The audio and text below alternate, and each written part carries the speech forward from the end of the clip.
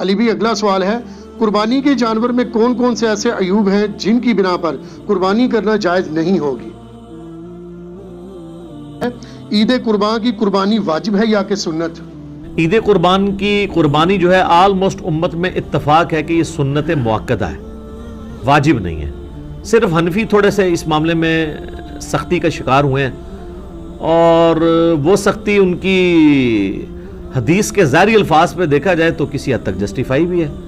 سنن ابن ماجہ میں حدیث ہے، المستدرک حاکم کے اندر موجود ہے، مسند امام احمد میں ہے، امام حاکم نے بھی اسے صحیح کہا، امام ذہبی نے بھی موافقت کی کہ جو لوگ استطاعت کے باوجود قربانی نہیں کرتے وہ ہماری عیدگاہوں سے دور رہیں۔ تو اس میں چونکہ ایک وعید ہے، اس کی وجہ سے امام حنیفہ کا یہ موقف ہے کہ عید قربان کی قربانی واجب ہے۔ لیکن ہم پہلے بھی آپ کو بتاتے ہیں کہ احادیث کو آپ نے صحابہ کے فہم کے مطابق دیکھ کے چلنا ہے، سلف کے فہم کے مطابق نہیں، صحابہ کے فہم کے مطابق۔ سلف تو امام حنیفہ بھی ہیں، انہوں نے فہم غلط لے لیا ہے، تو سلف کے فہم سے مراد ہے صحابہ کا فہم۔ صحابہ کا فہم یہ ہے کہ مصنف عبد الرزاق میں اور سنن الکبریٰ البیہقی کے اندر موجود ہے کہ سیدنا ابو بکر اور عمر رضی اللہ عنہما بعض اوقات جان بوجھ کے عید قربان کی قربانی چھوڑ دیا کرتے تھے تاکہ لوگ اسے واجب نہ سمجھ لیں۔ تو عید قربان کی قربانی سنت ہے، واجب نہیں۔ اہل تشیع کے ہاں بھی یہ سنت ہے، واجب نہیں ہے۔ رہا احادیث میں سے یہ ایک حدیث ہے، اس حدیث کے اوپر بھی ہر صحت پہ اختلاف ہے، بہرحال آلموسٹ حسن درجے کی تو یہ بانی جاتی ہے روایت۔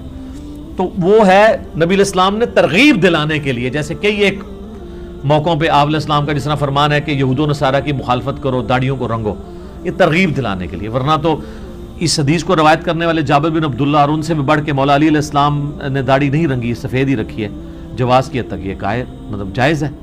تو یہ واجبیت کے درجے میں نہیں ہے، سنت کے درجے میں۔ لیکن جس شخص کو اللہ تعالیٰ نے استطاعت دی ہے اسے ضرور قربانی کرنی چاہیے۔ میں یہ باتیں اس لیے نہیں کہہ رہا، اللہ کا شکر ہے کہ میں نے یعنی جب سے اس اعتبار سے یعنی صاحب استطاعت ہوں کہ میں نے خود سے کمانا شروع کیا ہے، یعنی 15 سال سے زیادہ ہو چکے ہیں، تو میری تو کسی سال میں بھی قربانی مس نہیں ہوئی ہے۔ نبی علیہ السلام نے بڑے اہتمام کے ساتھ کیا، حتیٰ کہ آپ صحیح مسلم میں جو آپ کے آخری حج کی حدیث ہے 2950، جس میں آپ کا فرمان ہے کہ میں اپنے بعد تم میں وہ چیز چھوڑ کے جا رہا ہوں جسے مضبوطی سے پکڑ لوگے، کبھی گمراہ نہیں ہوگے، وہ اللہ کی کتاب ہے۔ مسلم میں صرف اللہ کی کتاب کا ذکر ہے۔ سنت والی حدیث حاکم کے اندر ہے، وہ بھی حسن درجے میں۔ اور رہی غدیر خم کی حدیث، وہ تو حجۃ الوداع کے موقع پہ نہیں بلکہ واپسی پہ خم نامی گاؤں میں، وہ مسلم شریف میں 6225 سے 6228۔ تو بخاری مسلم میں جو حدیث ہے 2950 2950 جابر بن عبداللہ سے، وہ بڑی رکت انگیز حدیث ہے۔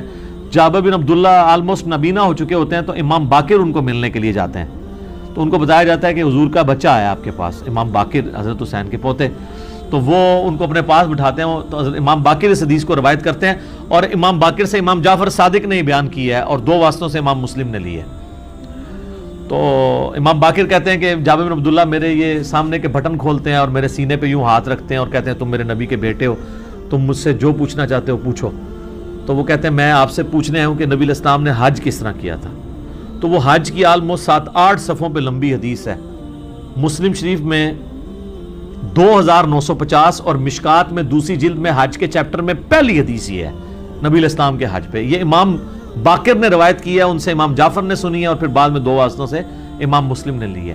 اس میں الفاظ ہیں کہ یمن سے نبی علیہ السلام نے 100 اونٹ منگوائے حجۃ الوداع کے موقع پر، 63 اونٹ آپ نے اپنے مبارک ہاتھوں سے نہر کیے ایک حج کے موقع پہ، 63 اونٹ، اور یہ حضور اپنی طرف سے کر رہے ہیں، اور باقی 37 جو ہیں وہ مولا علی کو کہا کہ تم نے کرنے ہیں۔ تو 63 میں اشارہ تھا کہ آپ کی چونکہ زندگی مبارک کے 63 سال ہیں، آپ نے پورے سال ایک سال کی قربانی ایک ہی دفعہ کی ہے۔ اور اس کے بعد جابر بن عبداللہ کہتے ہیں کہ جب وہ 100 کے 100 اونٹ نہر ہو گئے تو نبی علیہ السلام نے حکم دیا کہ ہر اونٹ میں سے ایک ایک بوٹی لی جائے، اور وہ ساری 100 کی 100 بوٹیاں ایک دیگ میں ڈال کے پکائی گئیں، ہر ایک جانور سے ایک بوٹی لے کے۔ اور پھر جابر بن عبداللہ کہتے ہیں کہ مولا علی نے اور نبی علیہ السلام نے ایک دسترخوان پہ بیٹھ کے تناول فرمایا۔ ٹھیک ہے جی، تو وہ پوری کی پوری حدیث جو ہے نا بڑی رکت انگیز ہے پڑھنے والی۔ نبی علیہ السلام کے آخری حج کا بیان، حجۃ الوداع، تو اس سے بھی یہ یعنی بات پتہ چلی کہ نبی علیہ السلام نے اس سنت کا بڑا اہتمام کیا ہے، لہٰذا اس چکروں میں تو پڑھنا ہی نہیں چاہیے کہ جناب واجب ہے یا سنت ہے، بھائی سنت ہے کریں گے۔ البتہ یہ ٹیکنیکل بحثیں اس لیے کی جاتی ہیں جب حنفیوں کی طرف سے زیادہ ایمفسائز کیا جاتا ہے اس مسئلے کے اوپر، اور بلکہ وہ تو ایک اور سٹیپ آگے چلے جاتے ہیں، وہ کہتے ہیں گھر میں جتنے لوگ الگ سے بھی صاحب استطاعت ہیں، کسی بیوی کے پاس سونا ہے تو وہ علیحدہ سے اپنی قربانی کرے گی، فلاں کرے گی، اور وہ بہت آگے چلے جاتے ہیں، اس لیے پھر یہ بحثیں جو ہے نا وہ سٹارٹ ہو جاتی ہیں۔ تو یہ سنت ہی ہے، واجب نہیں ہے، لیکن سنت مؤکدہ ہے، سنت دائمہ، متواتر اور مسلسل بھی ہے۔ ٹھیک ہو گیا، جزاک اللہ۔ علی بھی اگلا سوال ہے، قربانی کے لیے صاحب استطاعت ہونے کے اعتبار سے نصاب کیا ہوتا ہے؟ نصاب کے اوپر جی اتفاق ہے، صاحب نصاب وہ ہے جس میں قربانی کی استطاعت موجود ہے، اس کا زکوٰۃ کے نصاب کے ساتھ 52.5 تولے چاندی یا 7.5 تولے سونے کے ساتھ کوئی تعلق نہیں۔ ایک غریب آدمی ہے، قربانی کے دنوں میں اس کے پاس مال آ جاتا ہے تو وہ قربانی کے اعتبار سے صاحب استطاعت ہے، وہ قربانی کر سکتا ہے لفظ میں اس لیے بول رہا ہوں چونکہ واجب نہیں ہے، میں یہ نہیں کہوں گا کہ وہ ضرور کرے پھر تو واجبیت ہو جائے گی نا، تو میں نے آپ کو پہلے اس پہ بحث کر چکا ہوں، تو وہ صاحب استطاعت ہے، ضرور کرے، جہاں ہم اتنے اور خرچے کرتے ہیں تو قربانی کیوں نہ کریں، تو اس کے لیے آپ کے پاس قربانی کا خرچہ ہونا ضروری ہے۔ علی بھی اگلا سوال ہے، اگر ایک خاندان میں ایک سے زیادہ لوگ مالی طور پر استطاعت رکھتے ہوں تو سب لوگوں کو الگ الگ قربانی دینا ہوگی یا ایک خاندان کی جانب سے ایک قربانی کر دینا ہی کافی ہے؟ بہتر ہے جی سب الگ الگ دیں، دیکھیں یہ فضیلت ہے، ہر بندے نے اپنی قبر میں جانا ہے، وہ اللہ کے حضور کیوں نہ قربانی لے کے جائے، ان صلاتی و نسکی و محیای و مماتی للہ رب العالمین۔ رہا شرعی مسئلہ تو یہ ہے کہ ایک خاندان کی طرف سے ایک قربانی کافی ہے، وہ سنن ابن ماجہ میں بھی اور جامع ترمذی میں حدیث موجود ہے، ابو ایوب انصاری رضی اللہ تعالیٰ عنہ سے جب پوچھا گیا تو انہوں نے فرمایا کہ ہم نبی علیہ السلام کے زمانے میں ایک خاندان کی طرف سے ایک ہی بکری قربان کیا کرتے تھے، پھر بعد میں جب لوگ باہم دولت میں ایک دوسرے پہ فخر کرنا شروع کر دیا تو پھر ایک سے زیادہ لوگ جانور قربان کرنا شروع کر دیا لوگوں نے۔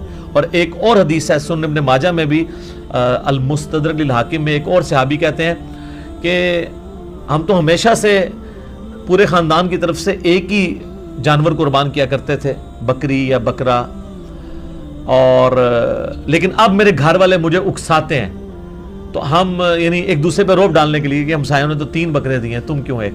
یہ صحابہ کے زمانے میں بھی ہے سر، یہ جو ہائری پیڑی ہے جو ہم کہتے ہیں نا، اس پیڑی نے تیار نہ کرتا، یہ وہ جو ایک خاندانی ٹسل ہے، یہ تو وہ صحابی کہتے ہیں مجبوراً ہمیں اپنے گھر والوں کے اکسانے کے الفاظ ہیں، اکسانے پہ ہم بھی 1-2 بکرے زیادہ کر دیتے ہیں، ورنہ شرعی مسئلہ یہی ہے کہ ایک خاندان کی طرف سے ایک قربانی۔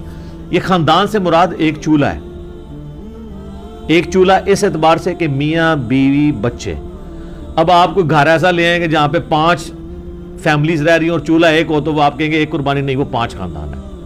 چولہا عموماً بولا جاتا ہے اس اعتبار سے کہ ایک کوئی مرد ہے، اس کی بیوی اس کے ساتھ ہے، اس نے ماں باپ بھی اپنے ساتھ رکھے ہوئے ہیں، ایک ہی چولہے سے کھا رہے ہیں، تو وہ اس اعتبار سے ایک خاندان ہے۔ تو لیکن اگر 5 خاندان ایک جگہ پہ رہ رہے ہیں اور وہ دیگ پکاتے ہیں اور وہ کہیں چولہا ہمارا ایک ہے، تو دیگ پک رہی ہے تو سر ایک گائے بھی لے سکتے ہیں، وہ 5 مل کے 5 حصے اس میں رکھ لیں، 5 تو خیر کم سے کم ہے، زیادہ سے زیادہ 7 ہے۔ اچھا یہ بھی بعض لوگوں میں مشہور ہے کہ جی 7 ضروری پورے کر رہے ہیں، نہیں، 7 زیادہ سے زیادہ، ایک بندہ بھی ایک گائے دے سکتا ہے، 2 بندے بھی مل کے ایک گائے دے سکتے ہیں، بکرا نہیں 2 بندے مل کے دے سکتے گائے۔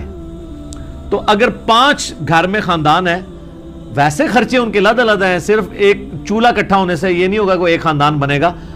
اب یہ تو نہیں ہے کہ بھی ایک بھائی کی سالی کی شادی آئی ہے تو دوسرا بھائی اس کے بچوں کو وہ بوٹ لے کے دے رہا ہے اور 7 جوڑا لے کے دے رہا ہے، وہ اپنے باقی خرچے بھی تو کر رہے ہیں نا۔ تو اس اعتبار سے اگر میاں بیوی بچے یہ ایک خاندان ہے، چاہے وہ 5 بھائی اکٹھے رہ رہے ہیں، چولہا اکٹھا جل رہا ہے، پھر بھی وہ 5 خاندان تصور ہوں گے، ہر ایک خاندان کو اپنی قربانی الگ سے دینی چاہیے اور اس سنت کے اوپر عمل کرنا چاہیے۔ ایک خاندان کی طرف سے ایک قربانی کر لینا کافی ہے۔ ٹھیک ہے۔ علی بھی اگلا سوال ہے، اگر کوئی شخص آلریڈی مقروض ہے تو کیا وہ قربانی دینے کے لیے قرضہ اٹھا سکتا ہے یا قربانی نہ دے؟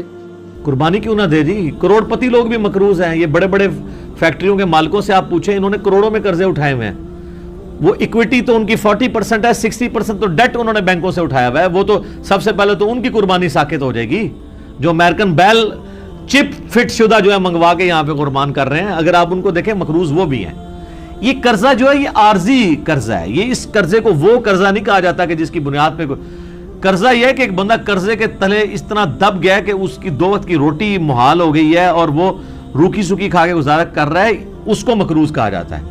کروڑ پتی لوگوں کو مقروض نہیں کہا جاتا. وہ تمہارے پرائم منسٹر صاحب بھی کہتے ہیں اتنی تنخواہ لے کے بھی کہ میرا مشکل سے چولہا جلتا ہے. تو قربانی تو پرائم منسٹر میں بھی کوئی نہیں بن رہی ہوگی. اس طریقے سے اگر دیکھا جائے بڑے بڑے فیکٹری آنرز جو ہیں تو وہ اس طرح نہیں ہے. قرضہ اٹھا کے آپ کریں. یہ کمیٹی آپ نے قرضہ ہی تو ڈالی ہوتی ہے، کمیٹی ڈال لیں. سالی کی شادی کے لیے ڈالتے ہیں، بھائی کی شادی کے لیے ڈالتے ہیں کمیٹیاں، اور وہ جوتیاں اور کپڑے ہوں تب بھی نئے لے کے دیتے ہیں بچوں کو. اس کا خرچہ نکالیں تو ایک بیل میں حصہ ڈالنے سے تو کم ہی بنتا ہے. یہ بیل میں حصہ ڈالنا تو اس سے کم ہی بنتا ہے. آج کل ایک ایوریج شادی کے اوپر 15-20 ہزار روپے لگ جاتا ہے. تو سر 12-13 ہزار روپے کا آپ بیل میں حصہ نہیں ڈال سکتے. ضروری ہے کہ آپ نے بکرا ہی لینا ہے، بیل میں حصہ ڈال لیں. تو یہ جو آپ نے کمیٹی بھی ڈالی ہوتی ہے، اگر ایک سپوز ₹1,00,000 کی آپ کی کمیٹی نکلی ہے، تیسری یا چوتھی، اور 10,000 روپیہ مہینہ ہے، تو چوتھی آپ نے کمیٹی جب لے لی ہے تو آپ نے ابھی تک تو 40,000 اس کو جمع کروائے ہیں نا کمیٹی والے کو. 60,000 تو آپ نے بعد میں کرانے ہیں، لیکن ₹1,00,000 آپ نے پہلے ہی اٹھا لیا ہے. تو 60,000 کے تو آپ بھی مقروض ہیں. تو پھر تو دنیا میں کوئی بندہ ہی نہیں بچے گا. لوگ اتنے بولے بن کے نہ وہ کہتے ہیں. کئی لوگ پوچھ رہے تھے جی قرضہ بھی ہے، زکات بھی دینی ہے، قرضہ بھی جو مائنس کریں گے، اور مائنس بھی کتنے الٹے طریقے سے کرتے ہیں. اس طریقے سے تو الٹا اس کو زکات دینی پڑ جائے گی. وہ پتہ کس طرح کر رہے ہوتے ہیں. مثلا ایک بندے کا کاروبار ہے 1 کروڑ روپے کا، 40 لاکھ روپیہ اس کا اپنا تھا سرمایہ، 60 لاکھ اس نے بینک سے اٹھایا قرضہ. کتنا ہو گیا؟ 1 کروڑ. اب وہ جب حساب کرنے لگتا ہے نا سال بعد، وہ کہتا ہے جی میں نے 1 کروڑ روپے کاروبار میں لگایا ہوا ہے، تو 1 کروڑ کی زکات جو ہے وہ کیسے نکالی. وہ پھر کہتا ہے کہ دیکھیں جی میرا تو اپنا تھا 40، 60 میں نے بینک سے اٹھایا، تو 60 میں سے 40 نکل گئے، تو 20 لاکھ کا تو میں ابھی بھی مقروض ہوں. تو میں تو مقروض ہوں، میں کیوں زکات دوں گا؟ حالانکہ وہ بیوقوف بھول جاتا ہے کہ کاروبار میں اس نے 1 کروڑ لگایا ہوا ہے. یہ 60 لاکھ 1 کروڑ میں سے مائنس ہونے ہیں، 40 لاکھ میں سے نہیں مائنس ہونے. 40 لاکھ تو اس کا اپنا تھا نا، 60,000 اس نے قرضہ اٹھایا، جو ٹوٹل کتنا ہوا؟ 1 کروڑ. اب کاروبار میں 1 کروڑ لگا ہوا ہے، 1 کروڑ میں سے 60 لاکھ مائنس ہونا ہے. اپنے 40 جو بھی ہو 60 کاٹ دیتے. ٹھیک ہے. ویسے ماشاءاللہ آپ ان کو دیکھیں، ان پڑھ چٹے ان پڑھ ہے، کروڑوں کا بزنس کر رہے ہیں. آپ کو جناب زبانی پورے دن کا حساب کتاب بتا دیں گے، اور نام نہیں اپنا لکھ سکتے. کاروبار میں اتنے تیز ہیں. دعائے قنوت پھر بھی نہیں یاد ہوگی ان کو. جنازے تو ویسے ہی نہیں آتا نا، غور پہ کوئی اور. تو یہ سارے بہانے ہیں جی قربانی کے. میں تو پوری کوشش کرتا ہوں کہ اس کے اوپر لوگوں کو ترغیب دلائے.